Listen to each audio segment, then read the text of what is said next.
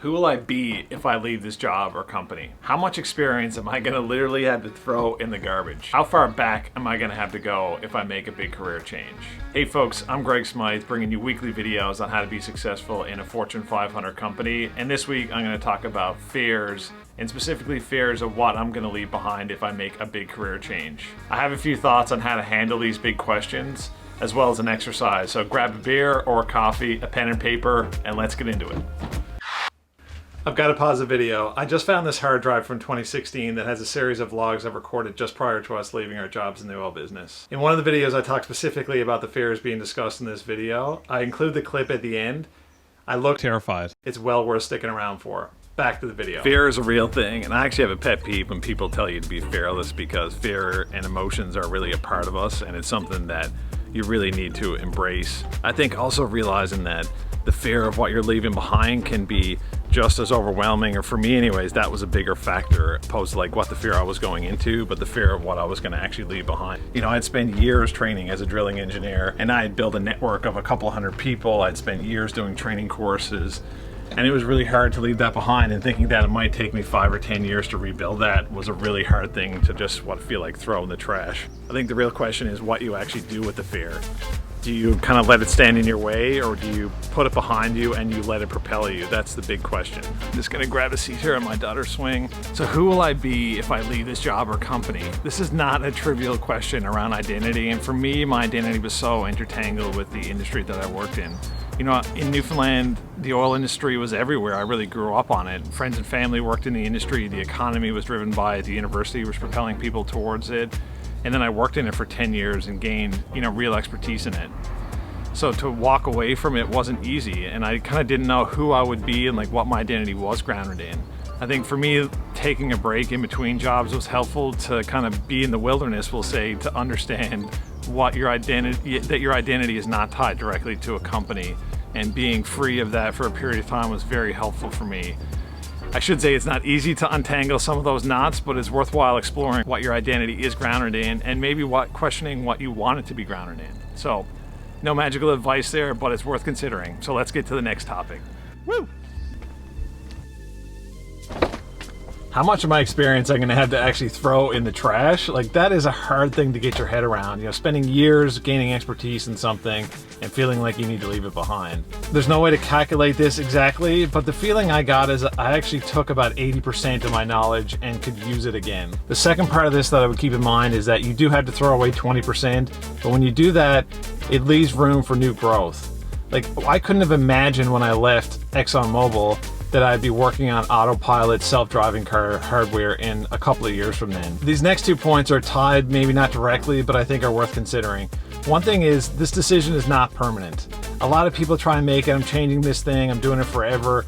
But if you don't like what you do in your first job, or as you make this transition, you can always go back. And that was the lens my wife and I looked at it through. That this was an experiment that we would try. If we liked it, we would stick with it. But if we didn't, we would go back. If we wanted to be drilling engineers in the oil industry, then we could definitely do that. But if we liked what this new thing was, we could go down that new path. But think about it more as an experiment that, okay, let's spend a year or two doing this thing. If we really like it, we'll continue to work on it. But this is not a permanent decision. So if you're worried about throwing things in the trash, you can always go back and resurrect that knowledge.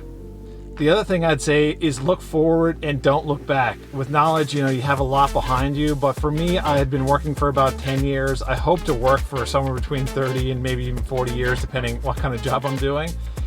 And I realized that I had 3 decades left of working. And so while I was leaving a lot behind, I had huge runway out in front of me to learn more skills, gain new knowledge.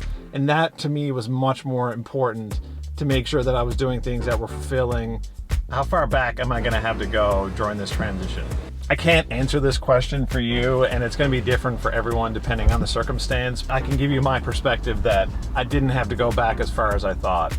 I was probably overqualified for the first job I took when I landed at Tesla, but that helped me get familiar with the culture, learn the systems, get acclimated, build a new network until I could get the traction, figure out how I could add the most value. For me, it took about a year to get promoted back to a leadership position that I was doing prior to leaving Exxon.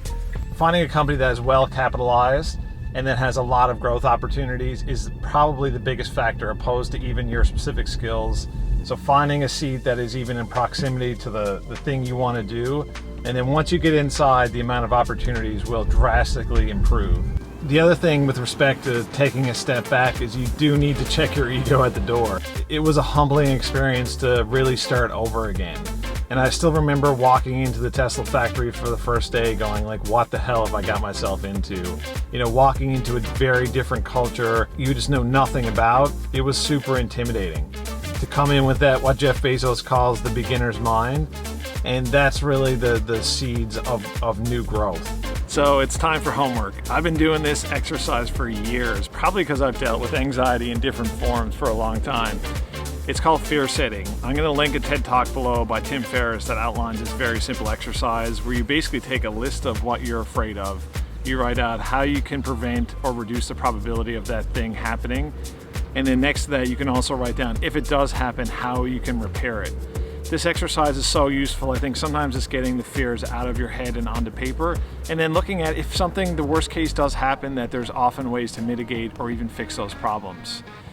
So I'll challenge you, take out that piece of paper, write down what you're afraid of, how you can prevent it, and how you can even repair it if it does actually come to fruition. The last thing I'll leave you with is that this is a bet on you and not a bet on tech or some new industry or company that you're working on. This is a bet on your ability to learn, adapt, and grow. It's important to keep that in mind as you go through this process, even as you talk to friends and family that may have doubts about the transition that you're going through, but this is a bet on you. Best of luck. I look forward to your comments and feedback below. Thanks again for watching. Speaking of fears, I'm in the middle of a park and fearful that people are gonna hear me sounding like an idiot. Oh, maybe I should write that down. This is exciting. Well, it is super exciting. I think I'm scared for logical reasons. Haven't been working for a company and a good company for a long time and potentially walking away from that. But I think the opportunity is just so much bigger. I really believe in what Tesla's doing and the kind of future of electric vehicles, and I want my hard work to be a part of that.